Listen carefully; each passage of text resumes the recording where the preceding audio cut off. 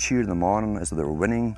In their own personal lives, they were getting nowhere. They were getting disenfranchised, in a sense, as experts took over decision-making for them in all kinds of fields. So this was psychology at use, planned before they even implemented the sports.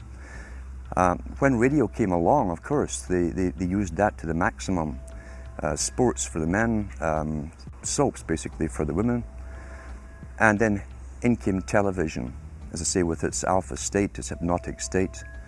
And sure enough, around the 1960s, really, 50s and 60s, it took off. It really, really took off. And men became glued on Saturday nights to the sports shows. A culture industry, which is called by its own the culture industry. The Soviet Union had a department called the culture industry. Their actors and directors were called the cultural leaders, because they would, like a computer, people are like computers, all you have to do is keep giving them new updates every so often, and you can change an entire country or a nation or a block of nations who are all getting the same upgrades at the same time along certain paths. Today we call it political correctness. Most people want to belong to their peer group. They want to be the same as everyone else when it comes to opinions. In fact, they judge their own personal sanity by bouncing ideas off their neighbours and friends who will answer back and agree on these same topics in kind.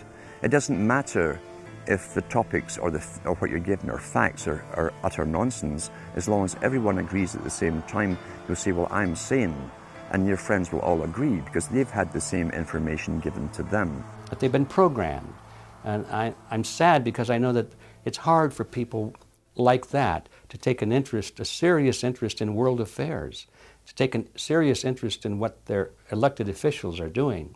And they're not going to be really inclined to study or discover the deception that's being used against them. And so I'm sad because I see all of that in a flash in my mind as being an indication of how easy it is for the masses to be manipulated.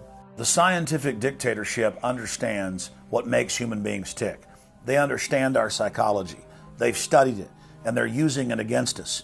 But the minute the public awakens to the fact that there is an agenda to manipulate them, and the second the public realizes that they are being conditioned and controlled, the establishment begins to lose that edge they've got over people. So all I ask viewers to do is to think for themselves and to study public relations, to study advertising, to study propaganda, and to realize how much of it is out there in their daily lives. And then make the decision for yourself. I just want people to think on their own and to not have their decisions and their thoughts and their ideas pre-packaged and basically downloaded into them. If it's on TV and a famous face says something, then it must be true. He doesn't have to show you facts or anything else. You've been brought up with these faces. That's why they keep these guys on television into their 70s and 80s. You've grown up with this father figure who's on television every night at 6 o'clock, in your house, in your room, staring right at you, and he's a father figure. Would he tell you a lie? So you naturally never suspect him. And this same man will lead you through new topics. He'll introduce experts on the topics. They'll have a little summary at the end of every talk, and you are now left with the conclusion that's presented to you. You don't arrive at it, it's given to you, and it's good enough for you. When I was growing up, people were talking on their front porches, neighbors were playing baseball, there were nightly barbecues. You don't see that anymore. We've lost our communities. You drive through neighborhoods, you see the blue glow of television sets. We're losing our humanity. So if you want to rebel against the globalists, the social engineers, start by turning the TV off a few hours a day and actually getting to know your neighbors, getting outside that comfort zone, expanding your horizons. By coming together as communities, by getting to know our neighbors, we defeat the social engineers.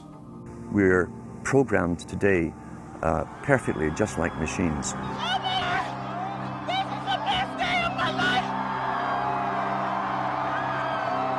We tie this in with the Brzezinski.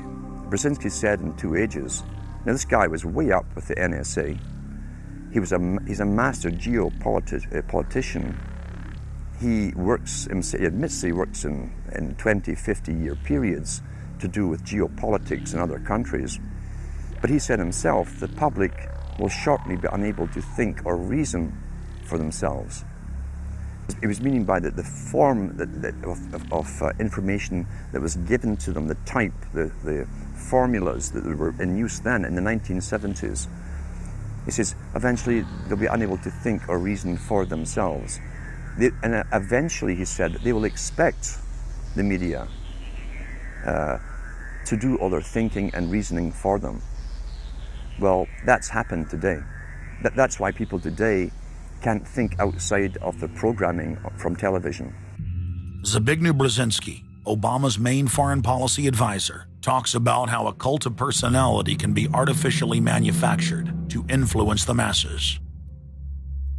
In the first months of my administration, to pull our economy... Oh, goodness. Sorry about that, guys.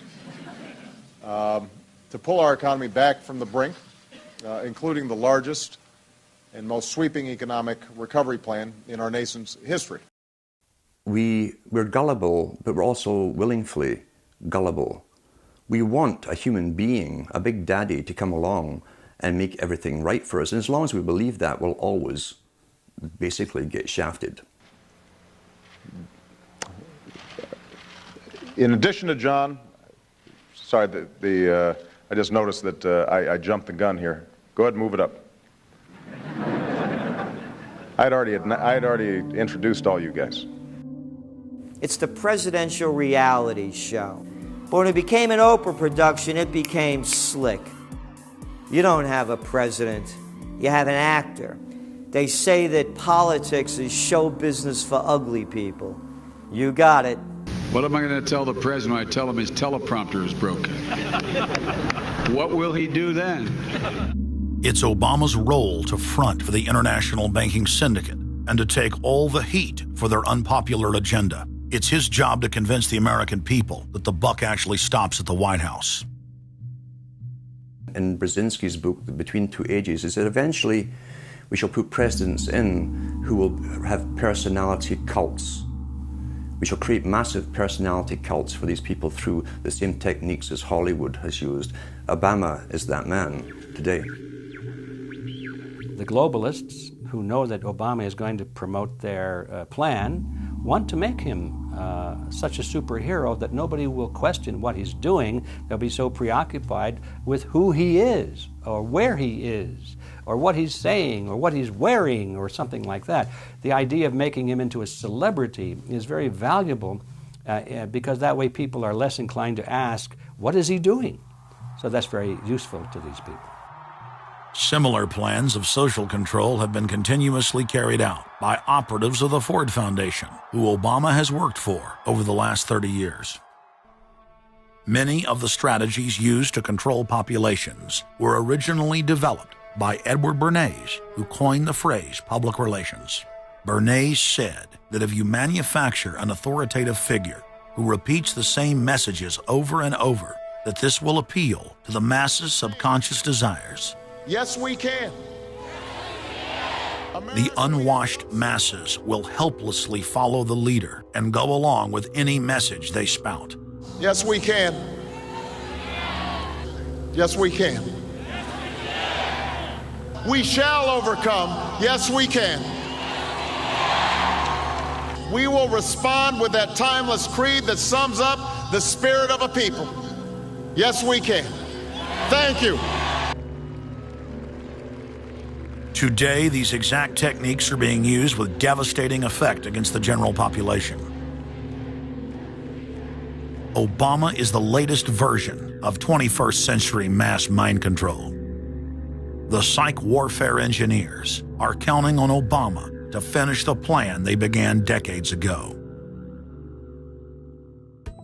Beyond their plans to devastate the economy for global consolidation, a new international framework of draconian law is being constructed to establish a system of neo-feudalistic serfdom. Remember, It was Bill Clinton who gave us